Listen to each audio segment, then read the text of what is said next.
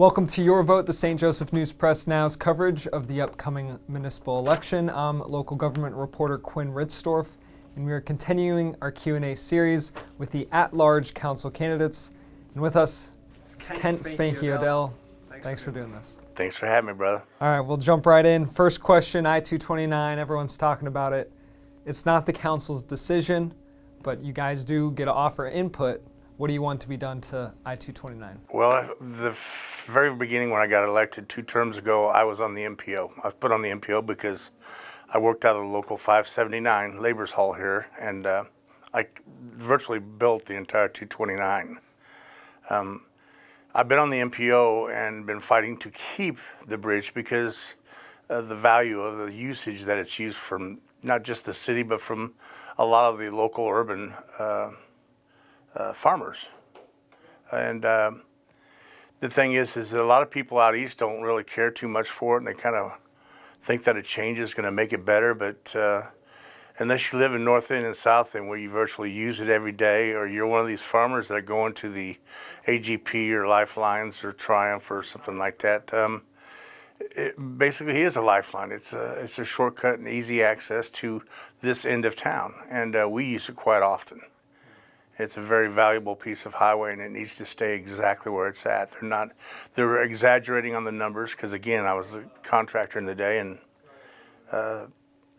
it's no more upkeep than just about any other bridge across anywhere else. So we need the value of it, especially the value of it downtown. When you have something working good for a certain area like downtown, and then you take a major artery that feeds downtown away, you're kind of going backwards. And so, in the immortal words of "Don't fix if it ain't broke, leave the bridge alone," it's not hurting anybody. Drug overdose deaths have more than doubled in the last 2 years. What steps would you take to limit drug usage in town? What we need to we're working on, and we're presently working on getting help out there where we're trying to get the psychological aspect, therapy, some kind of rehabilitation and everything, because it begins there, especially as far as the psychological aspect. We started years ago with the police, because the police are first served confronting the situation at all times, where they can kind of evaluate and handle certain situations and try to give people help instead of throwing them in jail. You got to start from the source. Homeless population, there's about 100 plus people that are homeless in this town. How would you go about addressing the homeless population? The homeless situation is, we seem to be doing real good, and fortunately, it seems like a lot of people around this area, a lot of other cities, see that we're doing really good, because St. Joe's is a friendly town. We don't turn our backs on anybody, and we're not going to turn our backs on the homeless, but we need to curtail it, whereas there's a lot of homeless out there that I've spoke to, and I volunteer quite often, that they prefer to be homeless. It's not a fact that they need fixed or anything, but that's the life they want to live. So we can, in one hand, cater and help to lodge and feed the homeless and help the people who are less fortunate. But we also got to pull back the reins sometimes and not overdo our stay here. Blight in town seems like there's a dilapidated structure, a vacant structure anywhere you look. What's your strategy to address blight in St. Joseph? We have been presently working on a lot of new programs to resolve the blight situation. With one of the newest ones is the homestead program, where it's $2 million where we can actually help people in this town restore some of these residences and stuff, and get them back on their feet to where they're not a blemish on the local neighborhood or the values. We have a program now that's also helping with facades of buildings and businesses. If we can help these guys and help fund a way that they can fix at least the facade of these businesses, it's going to, again, help the value of the neighborhood, but it's also going to create some attraction so that people be more apt to move into them instead of a rundown shack with broken windows. The school district and the county, how would you improve that relationship, between the county and school district and also the city? Because you guys are all working together to make St. Joseph a better place. Well, the we seem to do real good working hand in hand with the county and the commissioners. We all get along, and we work hand in hand together. We tend to stay away from the school district's problems because they got a handful on themselves already, and they obviously are trying to work with the city and work with the citizens and stuff to try to work some of the problems and the kinks out of the situation. But as far as us getting involved with the school district and stuff, they have an entire crew that can handle that if they just keep proceeding and listen to what the people want. Violent crimes increased last year, and there have been already a number of murders this year. What steps need to be taken to address crime in town?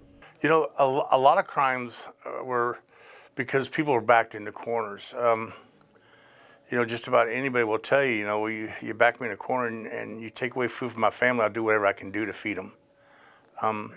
The pandemic was just tremendously contributing to the crime situation. Just the sheer fact of domestic violence is one of the categories that's up. There's actually only a couple categories that are higher than they were, and domestic violence is one of those. And I myself, you know, if you think about it, you know, when you've been cooped up with people and a protocol and quarantine and stuff, and you're isolated, you can't do anything, people get a little crazy, you know. I'm not going to blame it all on the pandemic or anything, but it sure didn't help anything because everybody was stressed out. So hopefully with the pandemic, you know, lightening up and us seeing a light at the end of the tunnel, these things will start decreasing. And we're also presently working hand in hand with the police department. We always have and always will. You mentioned the police department. They're facing a pretty significant staffing shortage, but it's not only then a number of departments in the city: landfill, health department, streets department. How would you address the city's current staffing shortage? You know, it seems as though just because, you know, you're raising the pay scale and everything, for some reason it's not attracting. The generations nowadays aren't the same as the generation back in my day, where that immortal mighty dollar was very important to everybody's livelihoods. I think what we have to do is just keep pursuing it and limit the amount of help and assistance financially. And that will make people hungry enough that they'll actually have to go out there and start. But it's not really in our hands. But if they would start tightening up on stuff, on this assistance and the money and this extended unemployment and stuff, people get hungry. They're going to get forced into having to work, and that would help immensely. In what way can you, as a city council member, increase pride in St. Joseph residents? You know, a lot of it is all from each individual.